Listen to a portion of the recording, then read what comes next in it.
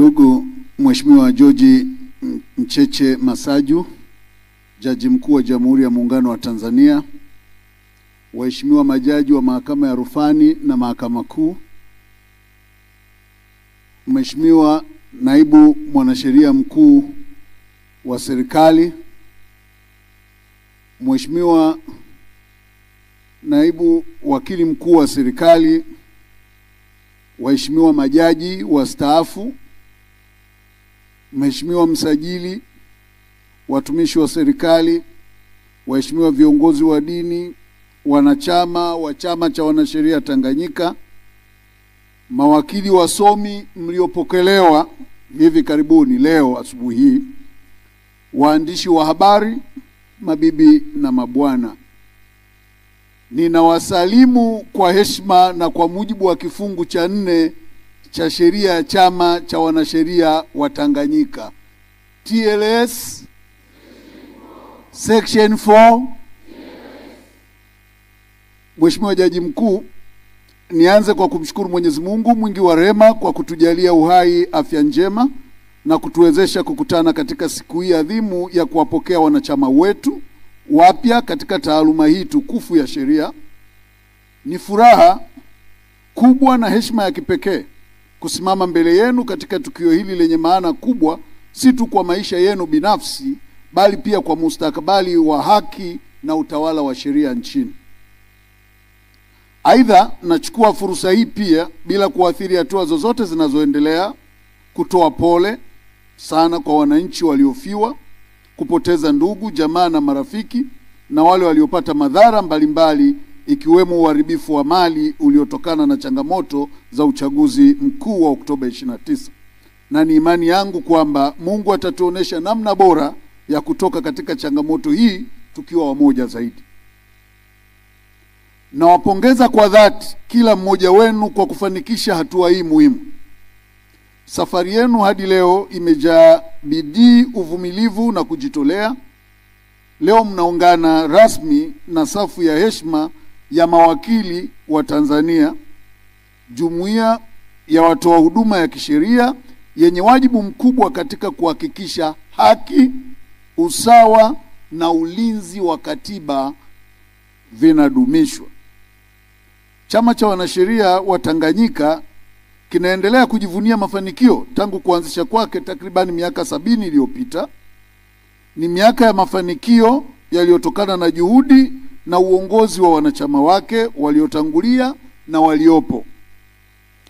Hivyo kuapishwa kwenu leo ni sehemu ya kuendeleza urithi huo na kuandika ukurasa mpya wa uongozi na uwakili wenye tija kwa taifa letu. Ndugu zangu, katika siku hii ya kihistoria, naomba niwape nasaha chache au nyingi zifuatazo. Kwanza, jambo la kwanza la kufahamu kwamba uwakili ni wito wa kuhudumia jamii, sio kazi ya kawaida.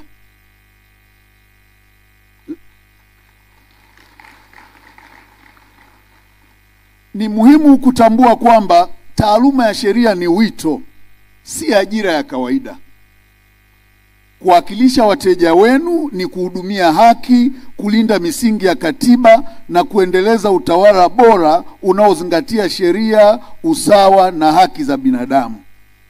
Hivyo wakili ni mtu ambaye kiwango chake cha uzalendo kwa taifa, ujasiri katika kusimamia na kulinda katiba na sheria, utawala bora, utawala wa sheria zikiwemo haki za binadamu ni cha juu zaidi kiwajibu kuliko mtu mwingine.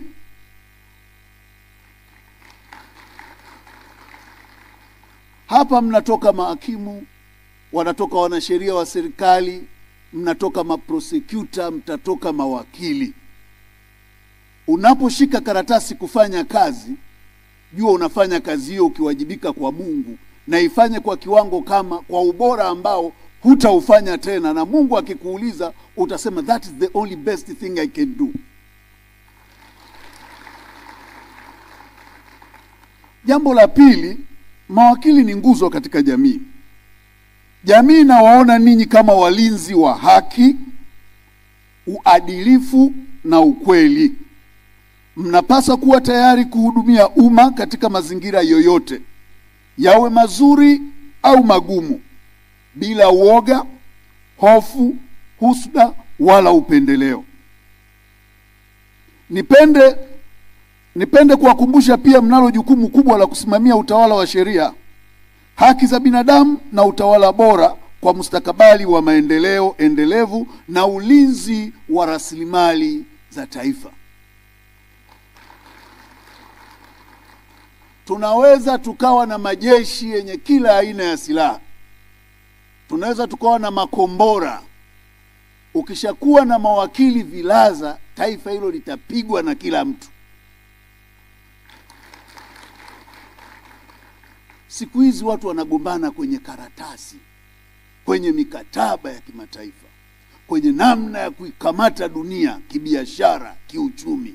Tuna wajibu mpana wa kuelewa kwamba sisi, yani wewe ni bondia. Unajua football tunasemaga kuna teamwork. Mnashirikiana, mnakuwa 10, 12, 11, 12 refa akiwa upande wenu, 11. Lakini unapokuwa wakili ni sawasawa na jeshi, lakini la mtu huyo aliyetumwa na taifa lake. Popote unapokwenda, do the best of what we can for your nation. Huo ndio uzalendo tunaotarajia kutoka kwako. Ukiwa mbele ya hakimu, fanya tafiti, jiandae, wasilisha, ambapo hata ukitoka utamfanya hakimu watabasamu na atamani kesho uje kuendelea. Vivyo hivyo kwa jaji na kwa maafisa wengine unapofanya kazi zetu. Unaposhauri viongozi, shauri kwa ukweli bila hofu. Nimefanya kazi kidogo, kuna wakati unaletewa faili unaambiwa, nadhani uandike hivi. Mwambie hapana, hebu hicho unachotaka andika kwa maandishi. Alafu wewe ikifika cha kwako, fuata sheria, katiba, miongozo na kanuni zinavyokutaka to the letter. Jambo la pili, uadilifu wenu ni mtaji kwenye hii kazi mnaofanya. Lazima mjue, uadilifu wenu ni mtaji.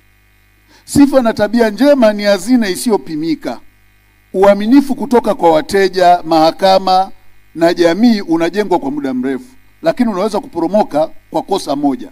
Napenda kuwaasa kudumisha uadilifu kama dira yenu ya kitaaluma, pamoja na kuzingatia maadili kwa mujibu wa sheria. Wakili sio mtu wa ovyo ovyo. Tunaelewa mmepitia law school, mkapita huku. Lakini kama ilivyo chujio ya chai, kuna wakati vipunje vya majani yale yanadondoka kwenye chai. Tunao mawakili wa sampuli hiyo. Chukua nyumba za mirathi, shirikiana na madalali, unauza, hela unakula. Unapokea hela za wateja, hatuendi mahakamani kwa wakati wala kuwawakilisha kwa uweledi. Wengine tunaita kupiga huku na huku. Unakula kwa mteja wako, unakula kwa kule. Ukweli, wakili wa namna hiyo ni dhambi. Kwa sababu ukiondoa wachungaji, siku zote ninasema wachungaji ni watendakazi shambani mwa Bwana. Sisi ni delegatus wa Mungu kwenye kutoa haki, ni juu ya watendaji. Kwa hiyo kiwango chetu cha uadilifu kinatakiwa kiwe juu zaidi ya watumishi wote unaowaona duniani. Jambo lingine, elimu endelevu. Ukiingia kwenye tasnia na taaluma hii, soma. Sio unabaki na vistatuti vyako na tuvitabu tu mwaka 74 mpaka tumebadili rangi. Unafikiri you are there. Hutakuwa na msaada kwako, lakini vile vile hutaweza kuingia kwenye ushindani wa soko. Soma, jiendeleze. Hudhuria CLE. Fanya tafiti. Siku hizi unakuta kuna vikao vya mahakama ya rufani. Wakili yuko kuangalia mechi ya TRA na Yanga. Hafikiri kwamba huu muda dakika masaa mawili haya nikae pale nione kitu gani kinaendelea. Huoni hilo jambo. Hatujifunzi. Ndio maana wakati fulani tunashindwa kuzishauri mahakama au kuzishawishi mahakama vizuri, kwa sababu we are so damn closed. Yaani hujui chochote wakili, unanyenyuka na ka authority kako ka mwaka 44 ambako ni so irrelevant. Alafu mwisho tutabaki kulaumiana. Soma, jiandae na ukubali kwamba hujui kila kitu. Uliza kwa waliokutangulia.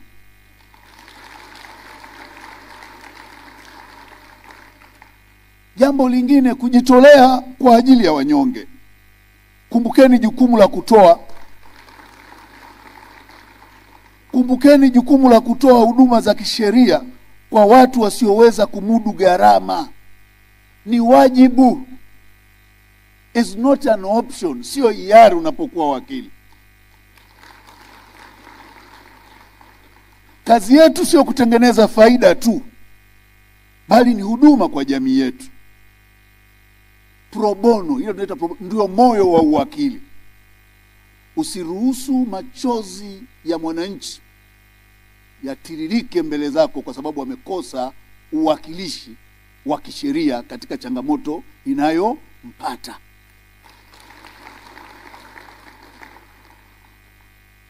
Tambueni na kuheshimu mahakama.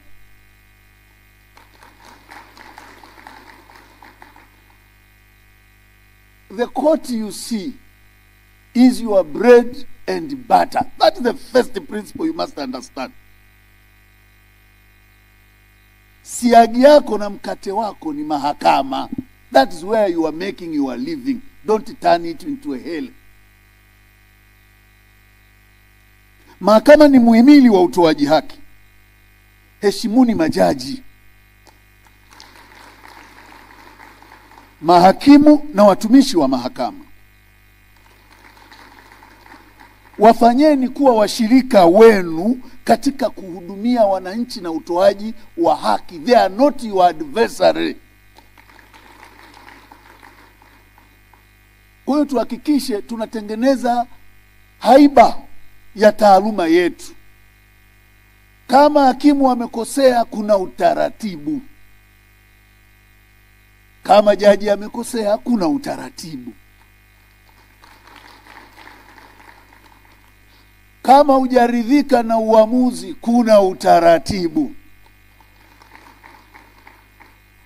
Tufanye utaratibu ili tutengeneze mahakama zetu ziwe mahali bora na salama, lakini penye kila nakshi ya uweledi na uadilifu kila tunapotekeleza majukumu yetu. Lakini lingine nalo hasa ni kwamba huduma ya sheria nje ya mipaka ya Tanzania. Ulimwengu unabadilika na sheria hazina tena mipaka. Tusiogope kushirikiana na vyama vingine with caution. Tushirikiane na vyama vingine. Tuna East Africa Law Society, tuna Pan Africa Law Union, Lawyers Union, tuna International Bar Association. Twende kule. Wajua Tanzania tunapenda sana kupiga, tunajificha chini ya meza huko. Tusiogope kuinteract na wengine. Ili mradi tuna interact tukiwa na akili timamu na tukielewa mipaka na kulinda maslahi ya haki za binadamu, lakini na ulinzi wa taifa letu. Jambo lingine, nawaasa shirikini katika maendeleo ya chama chenu. TLS ni chama chenu. Sasa ni wanachama halali wa TLS. Jifunzeni sheria na kanuni za TLS. Shirikini katika mikutano na vikao, na hakikisheni mnaelewa wajibu wenu wa kuchangia maendeleo ya chama na ya taifa kupitia chama chenu. Mara zote nimekuwa nasema sisi TLS sio adui wa serikali. We are not an anti-government terroristic group. Sisi ni organization ya kisheria. Tuna wajibu wetu chini ya kifungu cha 4 cha kusimamia sheria, utawala wa sheria, utawala bora, haki za binadamu na kuishauri serikali. Kwa hiyo ni wajibu wenu kuwa na maadili ya kukipenda chama chenu. Na hata chama chako kinapotoa jambo ambalo sio sahihi, fuata utaratibu wa kuwaona viongozi na kurekebisha. Siku hizi tuna vijana wengi sana nimeona kwamba chama kinaweza kikatoa utaratibu na wenyewe wanaanza kujirekodi, kila mmoja anatoa utaratibu wake. Kanuni za TLS ukizisoma kimya kimya ni kama chama cha wachawi hivi. Ukitoa siri zetu tunakuua kitaaluma. We'll take you out. Hatuwezi kula mtu afu katoa siri zetu. Maana yangu ni nini? Kwamba TLS ni taasisi ya kitaaluma. Tunapotoa maelekezo au misimamo ya kitaaluma ni misimamo ya kichama. Sisi hatufanyi kazi kwa dukuduku, kushindana na dola, kushindana na mtu. Hapana, tunachotaka ni kulinda integrity na supremacy of rule of law. Kwa hiyo mjue mnaingia sasa, nyinyi ni mawakili.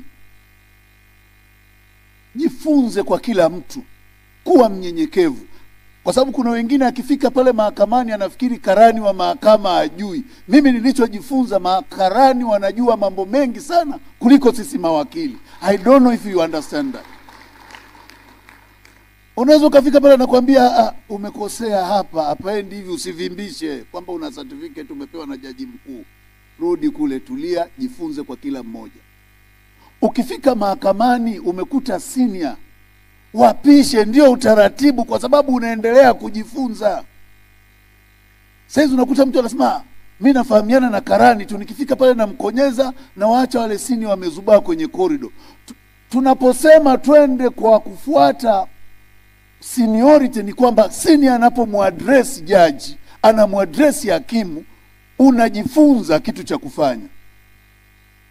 Ndio maana saa hizi courtesy hakuna. Unamkuta wakili wakati fulani unajibizana na hakimu, utafikiri kikundi cha wavuta bangi. Ni kwa sababu hamtoi fursa ya kujifunza. Na always kwenye sheria ni kujifunza. Understand there is a seniority. Mkubwa anajifunza kwako, lakini na wewe tayari kujifunza na kuwa mnyenyekevu wakati wote. Sheria na maendeleo ya taifa.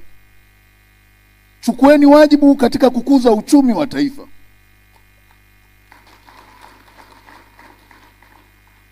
Kulinda rasilimali za nchi na kusimamia kwa wivu mkubwa mihimili ya dola, ambao ni serikali, bunge na mahakama. Wajibu wako mkubwa, hakikisha mahakama haichezewi na ina heshima na staa yake wakati wote. Kwa sababu tukiruhusu mahakama watu wapoteze imani kwa mahakama, we are doomed. Zamani wakati wa babu zetu angalau uchawi ulikuwepo wa kweli, walikuwa na uwezo. Ukinyimwa haki unakwenda kuloga na mtu anakufa. Siku hizi wachawi hawapo tena wa kweli, ni matapeli tu. Kwa hiyo the only refuge ya kudai haki yako ni mahakama.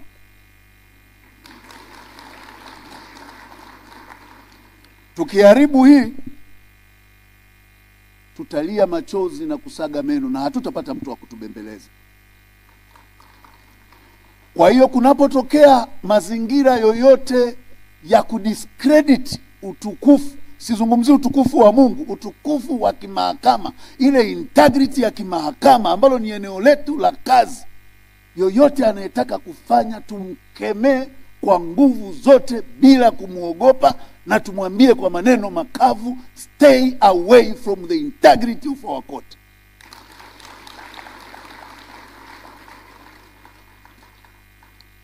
Ndugu zangu, kwa kumalizia, nawapongeza sana kwa hatua hii ya kipekee, na watia moyo muwe mawakili wenye dhamira, maadili na ujasiri.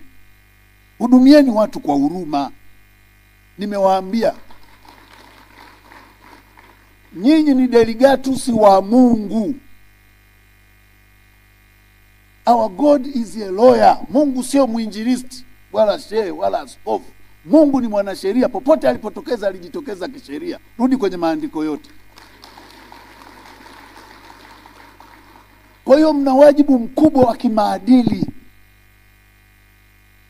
Tuelewe maeneo yetu na mazingira ya kubehave na namna ya kubehave. tusijae Mwanza, Arusha na Mbeya na Dar es Salaam. Nataka kuwapa siri. Tawanyikeni, kafanyeni kazi. Wakili, kuna watu wamesoma mawakili unamkuta ni benki tela kwa sababu wanataka kukaa mjini. Kweli wakili unaacha utukufu, yani kutoka Mungu ndio wewe, unaenda kuwa benki tela? Nendeni kwenye maeneo ya pembezoni. Mtu anayekwambia kazi zimeisha si kweli. Nenda maeneo ya pembezoni. Mahakama ziko maeneo yote karibu sasa. Nenda maeneo kama Chunya. Nenda maeneo kama Geita. Nenda maeneo sijui unaenda Lindi kule. Nenda maeneo unakwenda unashuka zako kule, unaenda Mpanda. Kuna maeneo mengi, acha kukaa huku maeneo. Kuna watu utakuta tumekaa huko na ndevu mpaka kila mtu amekariri njia za kuja ofisini kwetu kule kwa tunanyang'anyana hapo hapo.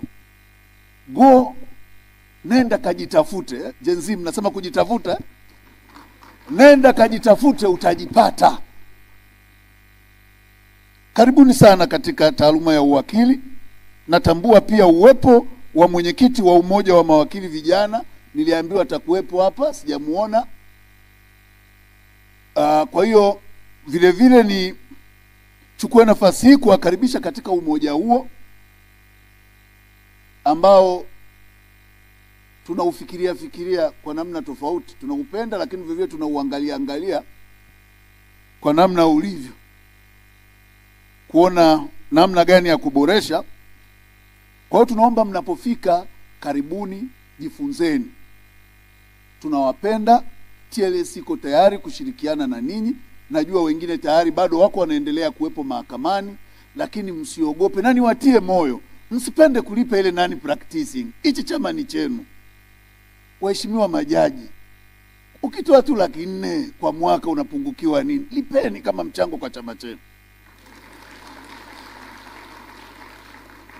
Tunawaomba kwa sababu ili tutoe legal aid, kuna Watanzania wana matatizo genuine. Mnanielewa ndugu zangu? Mchango wako ndio utakaosaidia sisi tuweze kuendesha shughuli za TLS kwa ufanisi sana. Mungu awabariki, tunawapenda. Karibuni kwenye fani.